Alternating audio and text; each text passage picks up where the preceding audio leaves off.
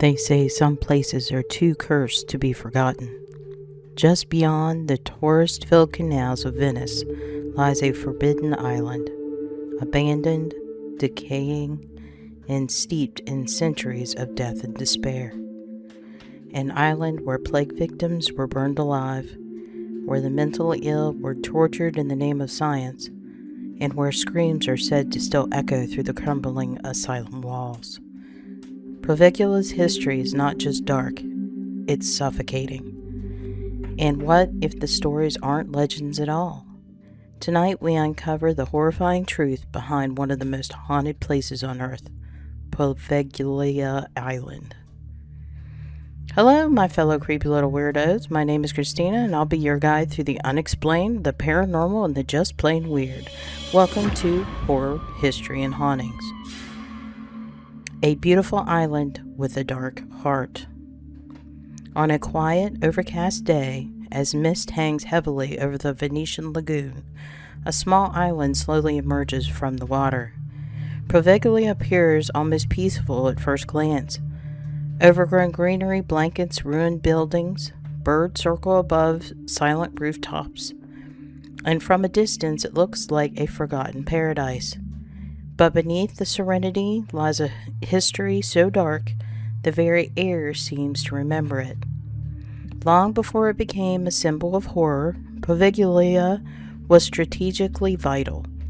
Located between Venice and the mainland, the island played a crucial role in the vast trading network of the powerful Venetian Republic. Ships docked here daily, bringing goods from across Europe and beyond. The island thrived as a defense outpost and trading hub. Life flourished for a time. But as the centuries passed, Poveglia's importance began to fade, and its destiny took on a horrifying turn. The Black Death arrives. In the year 1347, Europe stood on the brink of annihilation. A terrifying invisible enemy swept across the continent, the Black Death. Carried by fleas on rats, the plague tore through cities with merciless speed. Fever, boils, bleeding lungs, death within days.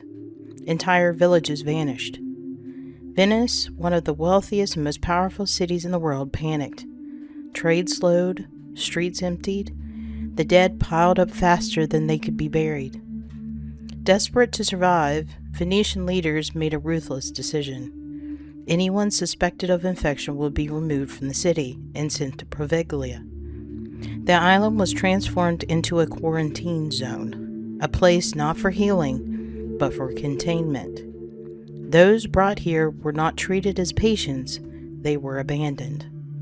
The sick were dumped onto the island, many still alive, many begging to return home. There were no doctors, no medicine, no mercy. Those who died were burned in massive plague pits. Fires burned day and night. Ash and human remains mixed into the soil. Some estimates suggest that tens of thousands perished here, and that nearly half of Poveglia's ground is composed of human ash. The island became a grave, a place where hope was left to die. The suffering on Poveglia was unimaginable. Victims were left in makeshift shelters, surrounded by the dying. Bodies piled up where they fell. Families were torn apart, never to reunite.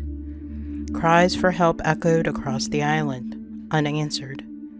Poveglia earned a reputation throughout Venice as a place of no return, a final stop where hope went to die. Even after the plague finally loosens its grip on Europe, the island could not escape its past. Death had soaked too deeply into its soil, and yet the worst was still to come. The Asylum of Madness.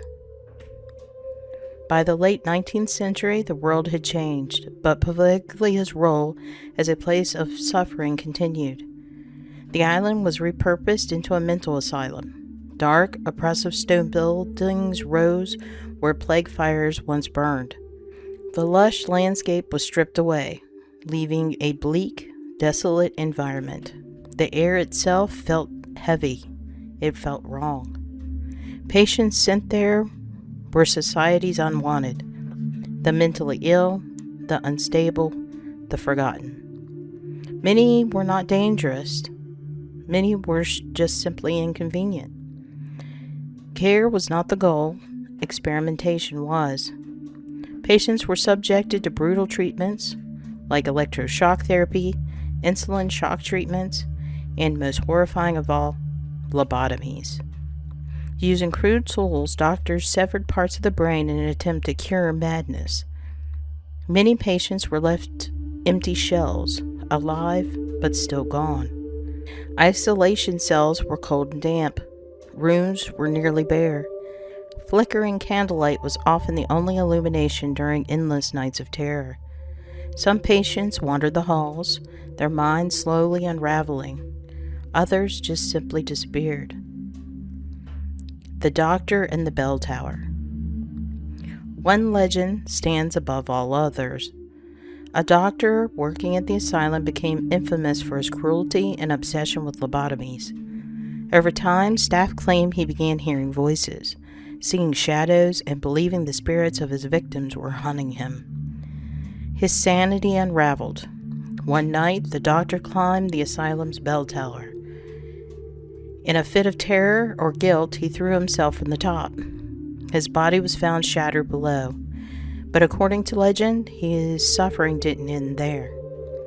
Some say he survived the fall, only to be strangled by unseen hands. Others say his spirit still roams the island, forever bound to the place of his crimes. The Hauntings of Poveglia. After the asylum closed in the 1960s, Poveglia was abandoned, but it was never really empty. Visitors report whispers on the wind, footsteps in empty halls, sudden cold spots, and an overwhelming feeling of being watched. Shadow figures appear in windows. Apparitions in tattered hospital gowns drift through ruins. Some claim the bell still rings at night, despite being removed decades ago.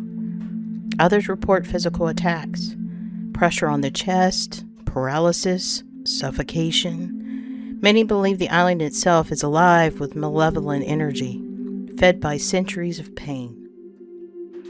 Legacy and reflection. Today, Poveglia stands silent and decaying. Nature slowly reclaims its buildings.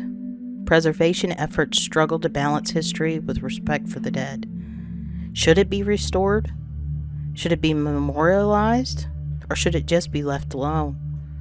Perhaps some places exist not to be saved, but to warn. Poveglia is more than an island. It is a monument to suffering, a reminder of humanity's darkest choices, or maybe a place where the dead still whisper. If you enjoyed this journey into darkness, please consider liking the video and subscribing. It would truly mean the world to me. And if you're not ready to sleep just yet, please check out one of these haunted histories or this playlist right here. As always, thank you for watching. Good night and sweet dreams. Bye-bye.